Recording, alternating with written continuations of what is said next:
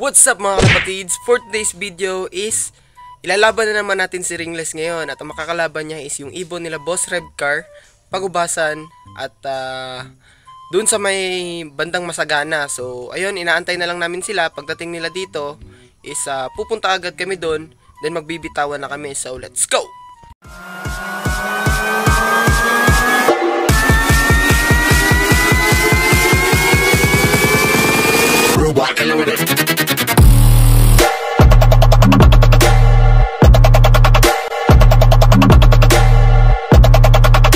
So ayun mga kalapatid, sinaantay na lang natin sila. Andito na sa loob si Ringless, andito na rin yung mga kasamahan natin. So ayun.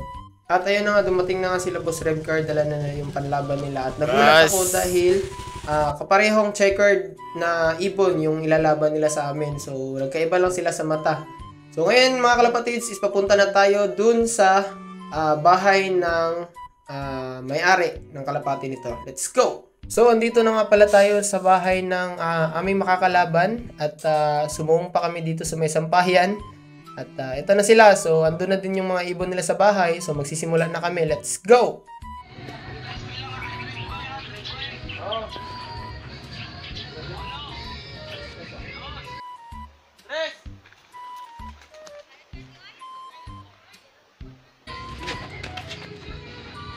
So yun mga kalapatids, nabitawan na namin ng dalawang ibon at good luck na lang sa mananalo ngayon.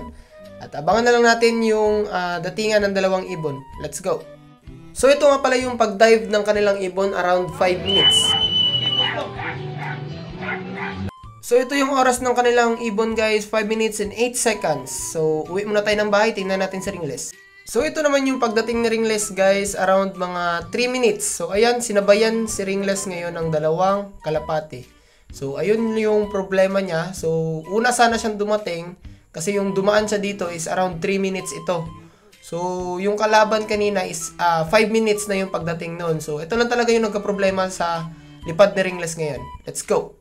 So ayun mga kalapatids, andito na ako sa bahay at kitang-kita nyo naman, dalawang ibon ang nadagit ngayon ni Ringless. So sayang kasi nga nakadagit siya sa time pa talaga ng race, pero wala tayong magagawa. Race is race.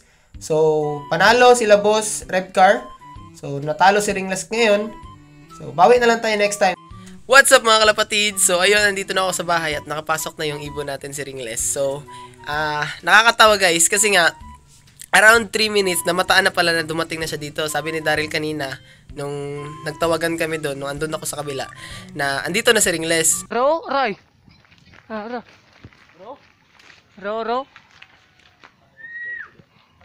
So dumaan siya, mga around 3 minutes. So in-stop ng timer doon sa kabila kasi ang akala nila, ang inorasan nila si Ringless. So sabi ko, wag boss, i-continue mo yan kasi ang inorasan nyo is yung kalapati nyo.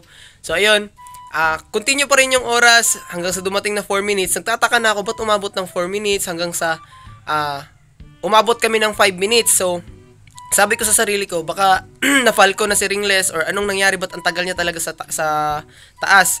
So, yun pala, di sinabi nila Daryl dito na kaya pala sila nagkakagulo sa cellphone kanina. Kasi yung ibon, si Ringless, around 3 minutes, dumaan na siya dito. And then, umikot. Kasi nga, parang may nakita daw siya doon sa likod.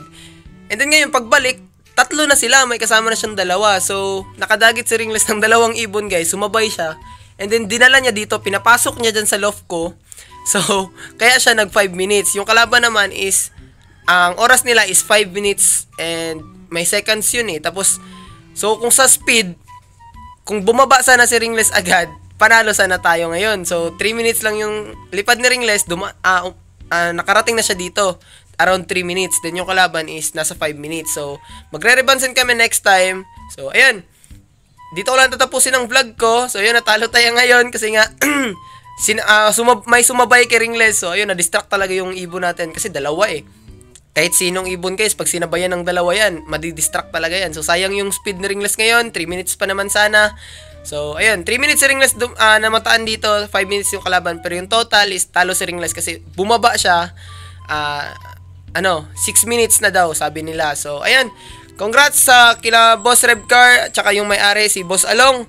Shoutout sa ibon nila na si Barak. So, ayun. See you sa next vlog, guys.